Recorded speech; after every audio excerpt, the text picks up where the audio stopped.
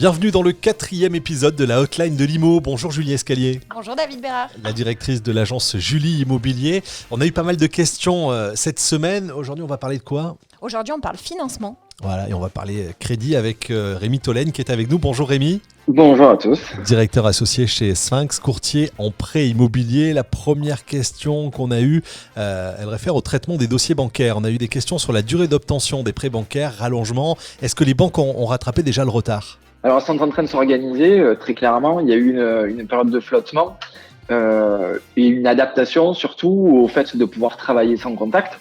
Par contre, tous les établissements maintenant ont adapté leur processus et on commence à voir arriver non seulement un retour à la normale, mais aussi une nouvelle manière de travailler. Donc, il y a encore un petit peu en fait de latence, mais tout va dans la bonne direction et ça devrait rentrer dans l'ordre vraiment sous très très peu. Oui, avec beaucoup d'indulgence du coup sur les banques parce qu'ils ont quand même assuré la vie, les financements des entreprises pendant cette période de confinement un petit peu délicate. Clairement, et d'autant qu'effectivement, il y a une partie du personnel qui était rattaché aux prêts immobiliers qui sont effectivement dans le contrôle de ces fameux prêts garantis par l'État, les PGE. Et c'est vrai que du coup, il y a eu un embouteillage, mais tout relatif. Une autre question, Julie ? On a pas mal de questions qui nous sont revenues sur les taux d'intérêt. Où on en est ? Est-ce que ça reste des taux attractifs ? Quel est ton point de vue, Rémi, là-dessus ? Alors oui, naturellement. Et sans hésitation. Effectivement, en fait, on parle de hausse de taux d'intérêt depuis, on va dire, quelques semaines, on va dire 2-3 mois. Il faut se resituer sur un temps bien plus long. Faut se dire qu'en 2008, les taux étaient à 5% d'intérêt. Et du coup, on a eu depuis cette période une diminution constante. Et depuis quelques mois, il y a un sursaut, mais qui est tout relatif et qui laisse des taux d'emprunt qui sont excessivement intéressants par rapport à ce qui se pratiquait il y a encore très peu de temps. On arrive aujourd'hui à ce qui se faisait en fait en juillet 2019.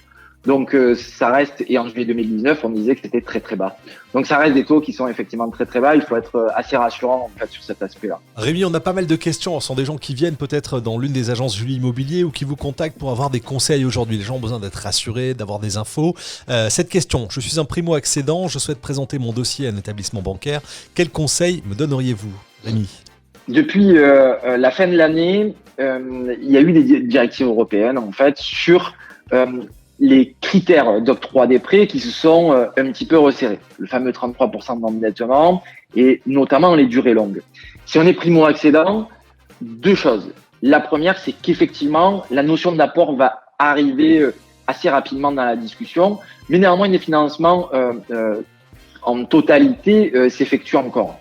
Ce qui me paraît être important, c'est de bien maîtriser son achat et de bien maîtriser son budget et surtout d'avoir sur les 3 derniers mois, d'excellents relevés de compte. Donc on est d'accord, Rémi, c'est toujours le bon moment pour acheter. Ah oui, très clairement, très clairement. Oh, super. Et objectivement. Et objectivement. Et de faire appel à nos courtiers partenaires pour fabriquer ces financements. Merci Rémi Tolène, directeur associé chez Sphinx, courtier en prêt immobilier. Julie Immobilier, c'est le mois de mai, le lancement de la campagne de récolte des denrées pour la banque alimentaire. Oui, en effet, il y a peu de temps, la Banque alimentaire a lancé un appel. La Banque alimentaire a besoin de nous. Le réseau de l'association assure aujourd'hui l'approvisionnement de 31 000 personnes dans le département. Et depuis mi-mars, le confinement, les besoins sont passés de 19 à 25 tonnes de denrées alimentaires par semaine. Alors, il y a des dons à flux, évidemment, mais les besoins restent forts. Et dans le cadre de ce soutien qu'on a eu envie de faire, j'ai partagé avec Annie Epali, la présidente de l'association, ces questions-là. Donc, nous, on va faire un chèque, un don à la Banque alimentaire du Vaucluse. Donc, vous pouvez faire de même puisque ça permet de financer des repas. Et pendant les 10 jours à venir, nous allons récolter des denrées dans les agences. Donc, tous les jours, vous pourrez venir remettre des denrées à l'agence qui seront remis régulièrement à la Banque alimentaire, chaque jour s'il faut, si c'est des produits frais. Du lait, de l'huile, de la farine, du riz, du sucre, des cafés, des œufs, des biscuits, des viennoiseries, des produits d'hygiène. Vous pouvez aussi cuisiner pour les plus créatifs. J'ai vu que le confinement avait été très très fructueux de ce côté-là. Côté cuisine créative.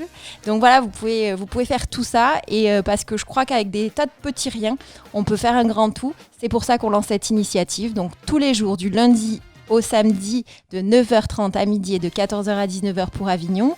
Et les mêmes horaires, un peu plus tôt pour Graveson, jusqu'à 18h, vous pouvez déposer des denrées alimentaires pour la banque alimentaire du Vaucluse. Joli geste de solidarité dans les agences Julie Immobilier. Merci beaucoup Julie, à bientôt. Merci à vous, merci Rémi, merci David.